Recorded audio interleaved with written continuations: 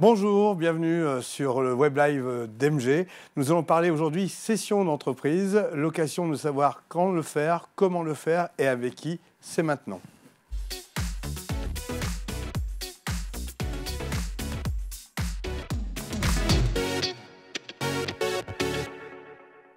Éric Truchet, bonjour. Bonjour Laurent. Plaisir de vous revoir sur Savoie News et sur ce web live, un nouveau numéro. La cession d'entreprise, c'est un sujet qui est brûlant chez beaucoup d'acteurs qui ont plus de 50 ans finalement. Alors exactement, c'est un vrai sujet d'entreprise. C'est pour ça que notre cellule MG Consulting, avec notre associé Aurélien Magnien, qui est ici présent, a pris à bras le corps ces questions.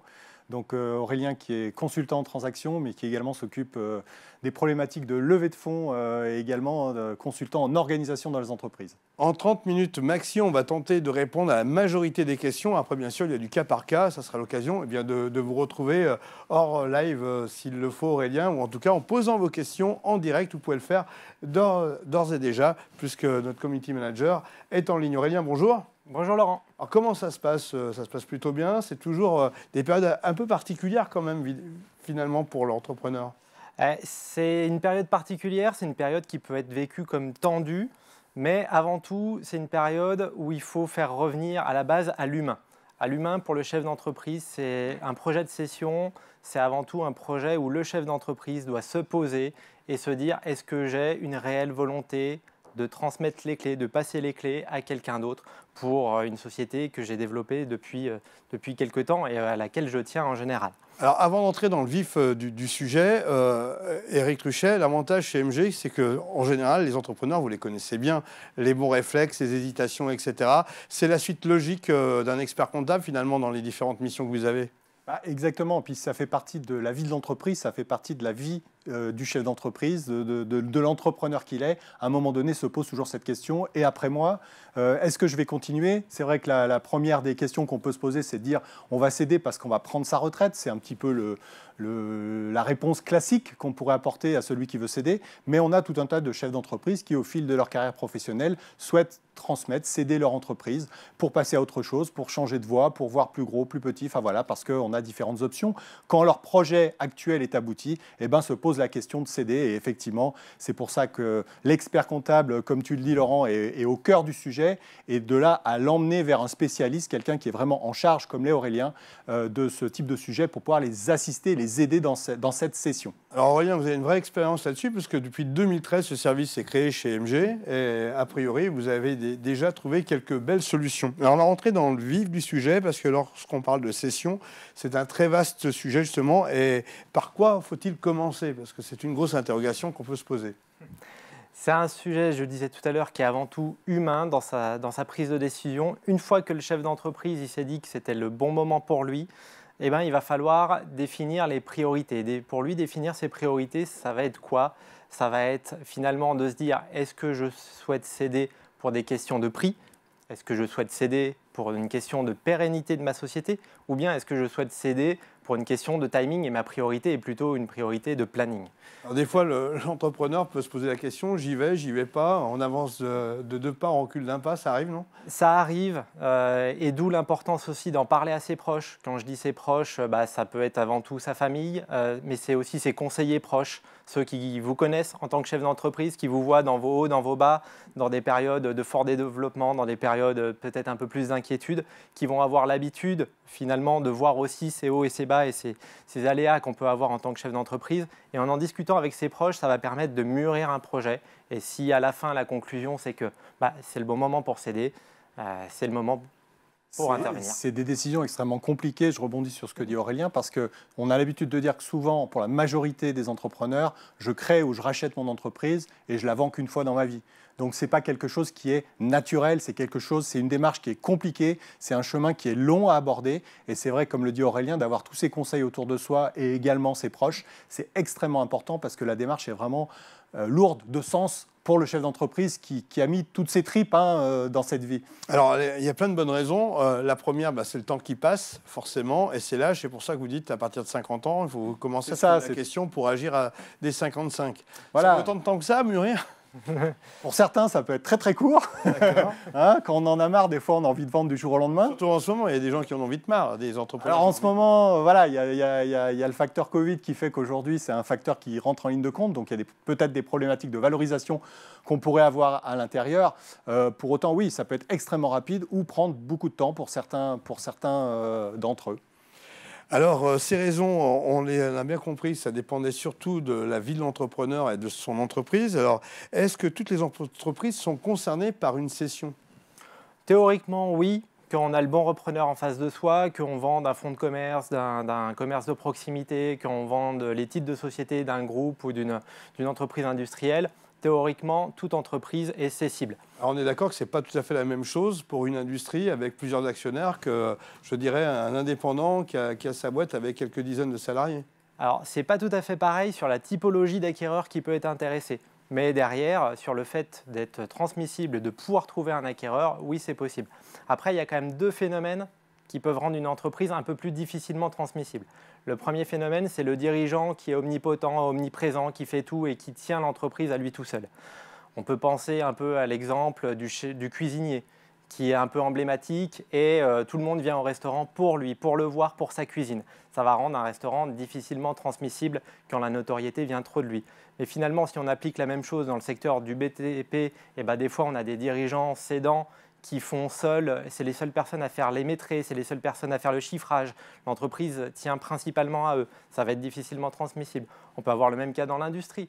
Si un chef d'entreprise est le chargé d'affaires avec les principaux clients et que c'est un point clé, un point névralgique de l'entreprise, quand on va le retirer, ça va être compliqué de trouver un repreneur. On peut se poser la question que non seulement il y a la décision de l'entrepreneur, mais il y a aussi tout un cercle autour de l'entreprise qu'il faut, comment dirais-je, consulter ou...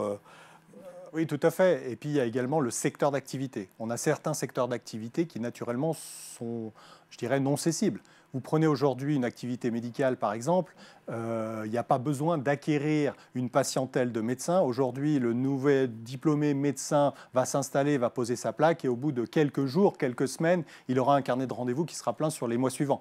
Donc, c'est pas tellement, la transaction ne peut pas se faire à ce niveau-là. Même chose sur des artisans où effectivement le savoir-faire repose essentiellement sur l'homme, sur ses compétences, sur son art. Et là, effectivement, qu'est-ce que je peux transmettre à part du matériel ? Alors, il y a la situation économique, elle peut être bonne ou mauvaise. Dans les deux cas, ça cause problème. Si elle est trop bonne, c'est peut-être aussi un problème, non? Alors, c'est un bon problème. Si elle est trop bonne, c'est un bon problème, effectivement. Si elle est trop mauvaise, ça peut être un problème derrière de valorisation. D'intérêt pour un repreneur de se positionner sur une entreprise qui n'est pas en situation économique saine, qui n'est pas rentable et qui n'a pas des perspectives de retrouver une rentabilité à court terme, où il peut y avoir aussi des problèmes économiquement si par exemple l'entreprise elle repose sur un client, sur un partenaire. Donc ça, c'est des situations à prendre en compte dans notre approche. Alors comment savoir si l'entreprise est prête à cette cession? Ça, c'est une grande question. Finalement, quand on est chef d'entreprise, qu'on est le principal concerné, on connaît bien son entreprise, la réponse elle est en soi. On sait si finalement son entreprise elle est prête à être laissée dans les mains de quelqu'un d'autre.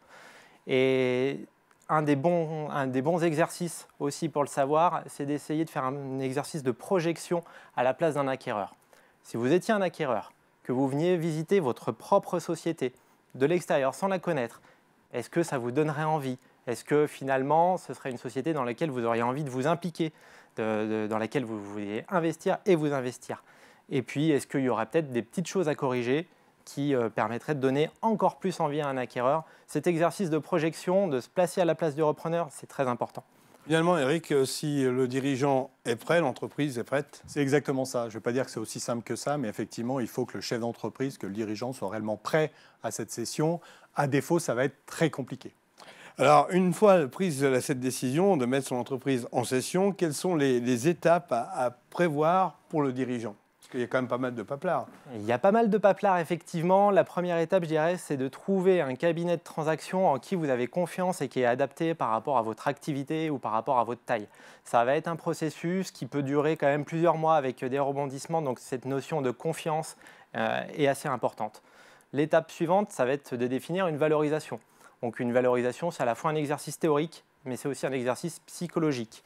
que le dirigeant il puisse avoir son prix psychologique. C'est un des travaux qu'on fait avec les cédants.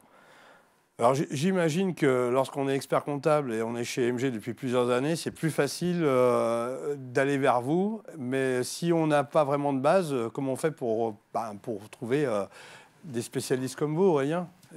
Disons qu'on évoquait tout à l'heure effectivement la proximité de l'expert comptable avec son client. C'est vrai que l'expert comptable, depuis des années, qui suit son client, il connaît l'entreprise, il connaît exactement les plus et les moins de la structure. Derrière, effectivement, existent plusieurs structures de transactions. Pour autant, je pense qu'à un moment donné, effectivement, nous, c'est pour ça qu'on a chez MG créé avec Aurélien cette cellule pour pouvoir justement au mieux les assister. Donc il y a aussi ce jeu entre l'expert comptable et le consultant pour optimiser la transaction. Finalement, en dehors du moral et de l'envie de l'entrepreneur, les bases sont les mêmes pour tout le monde. Ouais, les bases, après, sont les mêmes pour tout le monde. Pour chacun, il va falloir monter des dossiers de présentation, savoir présenter sa société. Ce n'est pas parce qu'on connaît bien sa société, qu'on en est dirigeant, qu'on en est le meilleur vendeur. Il faut la mettre en valeur, c'est exactement le bon mot. La mettre en valeur sur des yeux de quelqu'un qui ne la connaît pas à ce jour.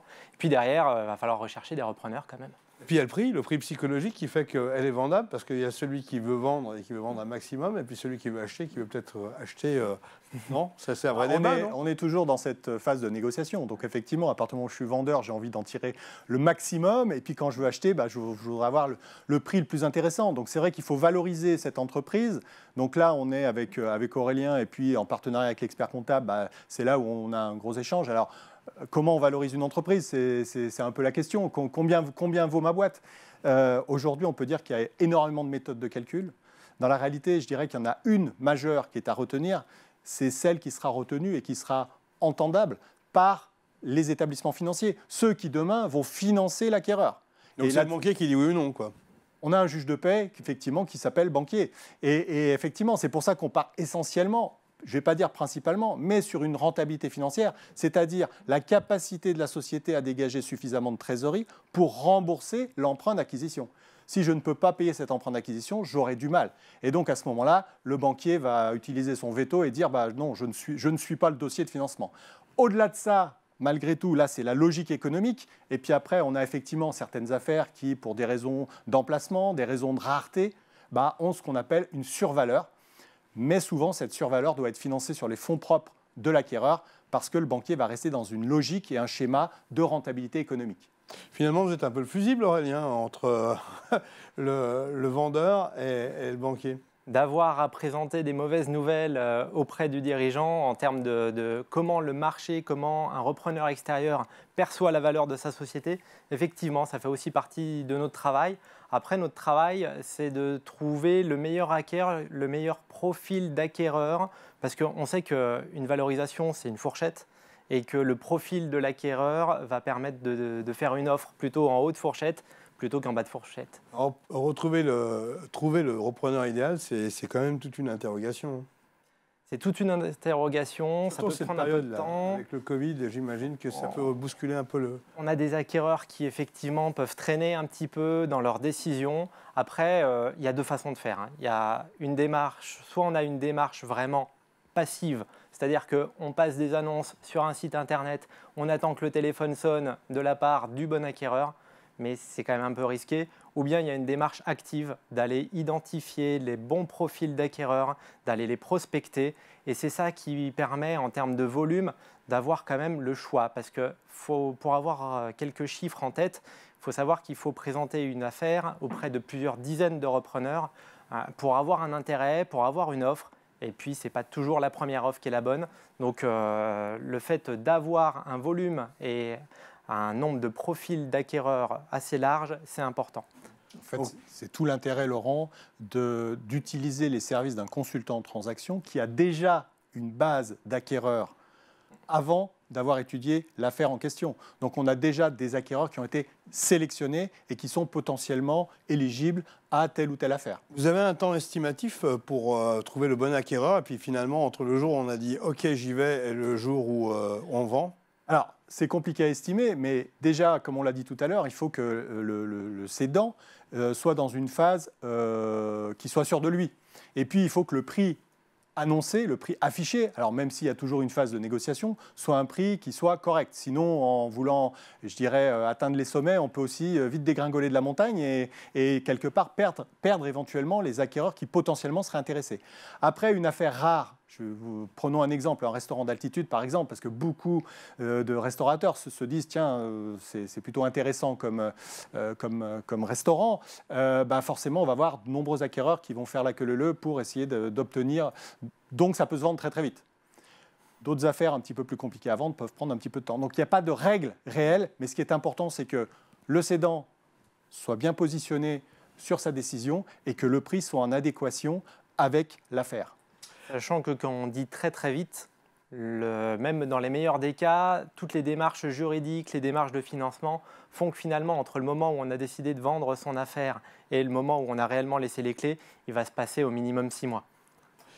Alors, depuis le temps que vous êtes spécialisé dans tout cela, dans cette session, j'imagine que vous avez repéré les pièges. Quels sont ces fameux pièges à éviter? Il y en a toujours des originaux, mais il y a quand même des grandes lignes qu'on retrouve régulièrement. Ouais. Je verrai 3 pièges pour le dirigeant, chef d'entreprise qui veut céder sa boîte. 3 pièges. Le premier, c'est de se lancer quand il n'est pas prêt. On le disait tout à l'heure, derrière, il y a des enjeux de crédibilité. Le deuxième sujet, ça va être de tomber face à des repreneurs qui vont lui faire perdre son temps. Parce que des repreneurs qui n'ont pas les moyens financiers de se positionner sur cette société, des repreneurs où leur projet n'est pas clair, n'ont pas réellement mûri leur volonté de reprendre, ça peut faire perdre énormément de temps. Le troisième sujet, le troisième piège, ça va être de consacrer finalement tellement de temps à cette démarche de présenter son entreprise à des acquéreurs, négocier, trouver la bonne personne. On y consacre tellement de temps qu'on perd de vue un petit peu sa société. Et si on s'y consacre moins dans sa société, elle va devenir moins profitable. Qui dit moins profitable, dit aussi moins attractive. Donc c'est sur les dernières années qu'il faut faire le plus de business pour la vendre au prix maximum. Il y a une croissance, la rentabilité, enfin la valorisation est effectivement dépendante de la croissance aussi de la société. Ouais. On va revenir un peu au lieu géographique de la société, parce qu'on est dans un monde de plaine et de montagne, en Savoie et en Haute-Savoie et en Isère. Vous pratiquez vos activités. Est-ce que ça a une incidence au sommet de Val d'Isère ou au fin fond, je ne sais pas, de la banlieue grenobloise? Oui, tout à fait, Laurent. Ça, notamment pour tout ce qui est saisonnier, la transaction ne va pas se faire durant la saison. On a majoritairement des transactions sur les affaires de station qui se font principalement sur le dernier trimestre de l'année, réitération des actes plutôt sur le mois d'octobre, novembre, pour une prise en main effective juste avant la saison et de pouvoir effectivement optimiser son acquisition. On parle du côté administratif, c'est toujours un petit peu laborieux parce qu'on a bien compris qu'on était hésitant au départ, après il fallait se lancer, il fallait trouver des acquéreurs, mais une fois qu'on commence à avoir la bonne piste, il va falloir signer des documents et j'imagine que le juridique passe par là. Le juridique passe par là et on commence à toucher finalement des données, des informations qui sont presque stratégiques ou cruciales pour le chef d'entreprise. Donc notre premier conseil, c'est quand même de protéger ces données pour le client cédant et du coup de ne donner des informations qu'à des repreneurs avec qui il y a eu un engagement de confidentialité qui a été signé, avec qui son apport a bien été maîtrisé, avec qui son profil et son projet est clair.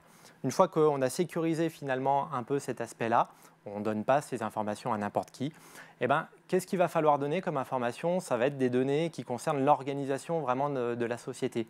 On peut penser aux moyens matériels, on peut penser à l'organisation des salariés, on peut penser aux clients, le top client, la typologie de clientèle, et on peut penser à des états financiers sur la rentabilité de la société. Mais on ne donne pas les informations comme ça, brutes. Généralement, ce qu'on va faire, c'est qu'on va les anonymiser, c'est-à-dire retirer les noms des principaux clients, retirer les noms des salariés clés, et on va les retraiter pour les données financières. Les retraiter pour retirer des éléments qui peuvent être un peu anormaux et pour rendre finalement les chiffres bien plus compréhensibles par un repreneur. Alors bien sûr, vous pouvez poser vos questions sur le web live. Si vous êtes en direct, on peut répondre tout de suite. Sinon, on répondra après coup avec les community managers qui vont consulter la page YouTube et LinkedIn qui est en diffusion actuellement. J'ai quand même une question à vous poser. On a parlé de repreneurs. Quand on est dans un restaurant, c'est souvent une histoire de famille. C'est les enfants qui peuvent reprendre l'affaire. Est-ce que ça a une donnée qui peut être un petit peu différente ? Tout à fait, parce qu'en fait, on a deux options. On a effectivement une cession en externe ou on peut avoir une reprise interne.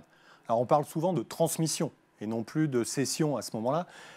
L'intention du chef d'entreprise n'est pas tout à fait la même. Donc, c'est vrai que si je souhaite transmettre à ma famille, à mes enfants, très souvent, c'est comme ça que ça se produit, mon entreprise, on est plutôt dans un montage fiscal, financier et juridique qui est souvent plus souple, plus allégé, et effectivement, la réglementation n'est pas tout à fait la même, ni l'intention du chef d'entreprise, parce que très souvent, on ne part pas non plus à la retraite ou ailleurs avec, je dirais, le même pécule si j'ai transmis, je ne vais pas dire donné, à mes enfants. Et puis j'imagine qu'au niveau du prix, c'est peut-être plus facilement négociable ou traitable. C'est plus facilement négociable. Ça ne veut pas dire que les négociations sont toutes gagnées d'avance. Parce que le prix, c'est une chose. Encore une fois, des modalités de paiement, il y a d'autres éléments qui vont être à négocier. Finalement, entre une cession ou une transmission, ce qui va changer, c'est effectivement que dans une transmission, il n'y aura pas de phase de recherche de l'acquéreur. Mais ce qui est similaire dans les deux cas, c'est qu'il va falloir définir un projet commun entre le cédant et le repreneur, dans tous les cas, que ce soit une cession ou une transmission. Ce qui est également le cas dans les deux cas, c'est la phase de financement, parce que c'est rarement offert, entre guillemets, donc la recherche de financement va être à faire. Et puis, il y a quelques petits éléments de négociation quand même à avoir dans les deux cas. On a une question en direct. Aurélie, notre community manager, nous dit comment préparer ses employés, parce qu'on a parlé des familles à l'instant, et aussi on peut envisager de céder son entreprise à ses collaborateurs selon la dimension d'entreprise. Alors là, c'est vrai qu'on voit de tout. Il y a des chefs d'entreprise qui ne veulent surtout pas en parler à leurs salariés. Ils ont peur que ça les déstabilise. On a d'autres clients qui en parlent à leurs salariés et au contraire, ils se rendent compte que ça booste des fois les équipes et qu'ils se rendent compte que voilà, il y a une nécessité à un moment donné de mettre encore un coup de collier supplémentaire pour que la session puisse bien se passer. Donc on voit de tout, c'est vraiment une décision pour le coup qui est propre au chef d'entreprise. Après, quand on part à la retraite, les employés, ils ne sont pas dupes, ils se rendent compte que le chef d'entreprise, à un moment donné, il va devoir partir à la retraite. Et dans ces cas-là, ce qu'on conseille, c'est quand même de leur en parler pour évoquer peut-être des projets de reprise interne. Je pense que l'important également, si c'est une reprise interne aux salariés, c'est aussi que les personnes qui vont être éligibles et qui auraient été validées et acceptées par le chef d'entreprise aient vraiment la compétence du chef d'entreprise. On ne recherche pas uniquement des techniciens, on recherche des gens qui ont été techniciens dans cette même entreprise pendant peut-être de nombreuses années et qui, à un moment donné, vont prendre la casquette et le costume du chef d'entreprise et en assumer les avantages, mais aussi tous les inconvénients. Je pense qu'être chef d'entreprise aujourd'hui, c'est gérer pas mal de problèmes, c'est prendre beaucoup de décisions, c'est les assumer. Et tout le monde n'est pas forcément prêt à ça. Donc il faut aussi, en interne, arriver à trouver les bonnes personnes, celles qui seront éligibles et qui auront la capacité de faire face et la capacité d'emmener l'entreprise vers son avenir. Mais un collaborateur n'est pas forcément, enfin peut-être un très bon technicien, mais a besoin d'un temps d'adaptation. C'est là où, effectivement, on évoquait tout à l'heure les délais. Donc quelqu'un qui va se prendre, entre guillemets, ses dispositions à, on parlait tout à l'heure de 55 ans, pour donner un exemple, et qui se dit, moi, dans 5 à 10 ans, j'estime que je vais transmettre, c'est plus qu'un accompagnement, c'est aussi de pouvoir faire monter en compétence là où les personnes qui pourraient être considérées comme éligibles à ce statut, et leur laisser le temps d'évoluer, de les accompagner pour finalement, je dirais, leur laisser les clés, d'une manière ou d'une autre, d'un point de vue technique pour laisser les clés, mais voilà, qu'ils aient cette capacité, cette compétence le moment venu. Est-ce que c'est plus long que de trouver un repreneur financier finalement? À mon sens, c'est beaucoup plus long. Je vais presque dire c'est beaucoup plus risqué, parce qu'à un moment donné, c'est une vraie position, c'est une vraie volonté du chef d'entreprise de dire demain, je souhaite que ce soit mes équipes qui m'ont suivi pendant des années et qui demain vont prendre le lead et vont me remplacer à la tête de l'entreprise. Donc il y a quelque chose qui est presque, je vais dire, on le vit avec ses tripes, pour parler un petit peu sommairement. Et quelque part, oui, c'est plus long. Si demain on va juste chercher un chèque et quelqu'un qui a les moyens de racheter une entreprise, à ce moment-là, je ne veux pas dire qu'on casse complètement l'aspect émotionnel des choses, mais de pouvoir faire monter et transmettre à ses équipes sa boîte, quelque part, effectivement, c'est un véritable engagement qui est beaucoup plus fort et plus compliqué à mettre en place que simplement rechercher un acquéreur qui va nous succéder et, je dirais, d'un point de vue purement financier. L'acquéreur étranger ait aussi des compétences, parce qu'on peut avoir l'argent pour acheter une affaire, mais faut-il avoir les compétences et elle finit avec l'affaire, surtout quand on parle d'un restaurant, quand on parle d'une petite boîte, d'un artisan. Alors après, c'est tout le paradoxe entre celui qui va céder et qui va uniquement aller chercher, je dirais, un chèque, pour dire les choses, et puis celui qui souhaite également avoir dans le repreneur ou voir dans le repreneur son successeur et quelque part quelqu'un qui a la capacité de faire perdurer ce que lui-même a créé. Il y a quelque chose d'intéressant dans ce que tu dis, Laurent, c'est avoir les compétences du point de vue du repreneur. Souvent, le cédant va avoir tendance à chercher un copier-coller, la personne qui a exactement les mêmes compétences que lui, et il va se dire « tiens, ça c'est le bon acquéreur pour moi ». C'est rarement le cas. On a rarement des copier-coller qui arrivent et qui viennent remplacer à l'identique le poste du chef d'entreprise. Souvent, il y a des réorganisations à faire. Donc, c'est difficile de juger des repreneurs en disant seulement « est-ce qu'il a les mêmes compétences que moi ?» Autre question en direct avec Aurélie qui suit de près vos réactions. Quel taux d'apport pour le financement? C'est une bonne question, ça. Alors, tout à l'heure, on a évoqué la valorisation. On a dit que la valorisation dépendait, je dirais, du retour sur investissement, donc de la rentabilité financière de la cible. Quel taux d'apport? On va dire qu'en moyenne, et ça restera une moyenne, on est entre 20 à 30% du financement global en apport. Maintenant, c'est qu'une moyenne, parce que si l'affaire est très très rentable, cet apport peut être un peu plus faible. Si pour autant, j'ai une boîte qui a une survaleur, on évoquait tout à l'heure des emplacements premium dans des stations premium où la rareté de l'affaire fait qu'il n'y en a qu'une à vendre et que tout le monde la veut, bah, ça veut dire qu'elle va dépasser en valorisation sa pure rentabilité financière. Et donc la différence devra être également apportée par l'acquéreur. Donc une moyenne, c'est 30%, ça reste une moyenne. Autre question parmi les inscrits, quand le prix du fonds de commerce est accepté, qui fait les démarches pour l'acte de compromis de vente? Donc là, on a un accord sur le prix de la société entre un cédant et un repreneur. C'est déjà une bonne nouvelle, c'est une bonne étape, mais il faut se dire qu'il y a à peu près que la moitié du chemin qui est fait. L'autre moitié qui va rester à parcourir, ça va être de coordonner les experts qui vont intervenir à ce moment-là. Les experts, ça va être les avocats, ça va être éventuellement les notaires, les experts comptables, les banquiers, qui vont pouvoir amener ce projet de transmission d'une phase de « on a un accord sur un prix » à « on a les actes qui confirment cet accord ». Il reste encore des choses à négocier au-delà du prix.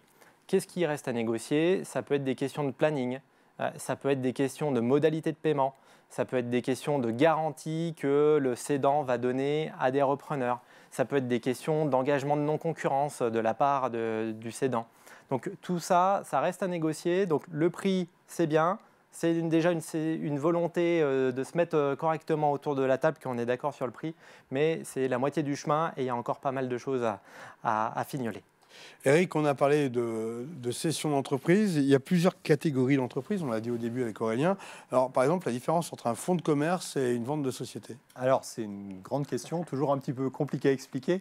Le fonds de commerce, je dirais que presque tout le monde sait ce que c'est. Hein. C'est l'outil de travail, ce n'est pas simplement le nom. Hein. C'est le nom de l'entreprise, mais également tout le matériel qui permet de faire fonctionner l'entreprise. Céder une société, c'est vendre une entité, ce qu'on appelle une personne morale en droit. Cette personne morale détient certes le fonds de commerce, mais elle détient aussi un stock, elle détient aussi une trésorerie, mais elle détient aussi des dettes. Donc effectivement, céder une entreprise veut dire que je vends le fonds de commerce, ce qu'on appelle l'actif circulant avec le stock et la trésorerie, et on va retrancher toutes les dettes pour donner la valeur de cette société. Donc très souvent, c'est le cédant qui un petit peu impose globalement ce qu'il vend, si c'est son fonds de commerce ou sa société, principalement, Laurent, pour des questions fiscales. Donc c'est vrai que le traitement fiscal n'est pas le même. Donc là, il n'y a pas une réponse générique à donner à est-ce qu'il vaut mieux vendre son fonds de commerce ou est-ce qu'il vaut mieux vendre les parts de sa société ou les actions. C'est vraiment du cas par cas en fonction de la constitution du dossier. Une question qui a été aussi posée dans les inscriptions. Pour un repreneur, quel est l'avantage, alors repreneur que ce soit un financier ou voire des collaborateurs, de reprendre l'entreprise alors qu'on pourrait peut-être en créer une? C'est une bonne question et il faut savoir que les repreneurs se posent quasiment systématiquement cette question. Est-ce que je rachète cette affaire? Est-ce que j'en crée une juste à côté? Derrière, c'est une question de timing. Quand on rachète une société, on récupère une structure qui est déjà en état de fonctionnement, où il y a déjà les bonnes équipes, où il y a déjà le bon matériel et surtout où il y a des clients, du carnet de commandes. Donc on va prendre une société qui est en route, qui est déjà lancée. On va pouvoir encore l'accélérer. Si jamais on crée, on va devoir repartir de zéro. Alors des fois, quand on crée, ça permet de repartir, de modeler la société un peu plus à l'image du chef d'entreprise. Mais ça va être beaucoup plus long pour arriver au même stade Donc moins cher, mais beaucoup plus long. Et puis on a certaines entreprises, Laurent, pour compléter ce que dit Aurélien, pour lesquelles c'est tout juste impossible de partir de zéro et qu'effectivement on doit repartir d'un existant. Donc il vaut mieux, on est obligé d'acquérir. Une ultime question en direct. Vous intervenez pour le cédant ou pour le cessionnaire? On intervient pour le cédant. On est mandaté par le cédant pour lui trouver le meilleur acquéreur dans l'objectif qu'il nous fixe. L'objectif qui peut être un objectif financier, un objectif de timing, un objectif de profil d'acquéreur. Pour autant, Laurent, je rebondis sur la question. Aurélien, effectivement, est, de par son rôle côté cédant, pour autant, en tant qu'expert comptable, au niveau d'MG, on est extrêmement souvent sollicité par les acquéreurs qui viennent nous consulter pour avoir notre opinion sur la légitimité, l'intérêt, le prix de ce qu'ils envisagent d'acquérir. Donc, effectivement, on a un petit peu les deux casquettes, pas forcément avec les mêmes profils d'associés, mais on a la compétence pour pouvoir conseiller au mieux les deux parties. Les 30 minutes sont passées, messieurs, il est l'heure de conclure. Qu'est-ce que vous pourriez dire pour encourager les entrepreneurs ou les investisseurs pour conclure cette émission, Aurélien? Encourager les chefs d'entreprise, aujourd'hui c'est effectivement une étape où ça peut faire peur, on a rarement l'occasion de céder sa société. On a parfois l'envie, surtout dans des entreprises familiales, de se dire je vais rester dans le même schéma, je vais céder à mes enfants, je vais céder à mes équipes, avoir ce côté un peu paternaliste du chef d'entreprise. Mais de s'ouvrir à des repreneurs extérieurs, ça permet au contraire des fois d'avoir encore une meilleure pérennité et de laisser ses salariés, de laisser ses clients dans des bonnes mains. Donc il faut être décidé, un décideur doit être décidé, ça c'est connu, et il faut acter les choses d'une manière très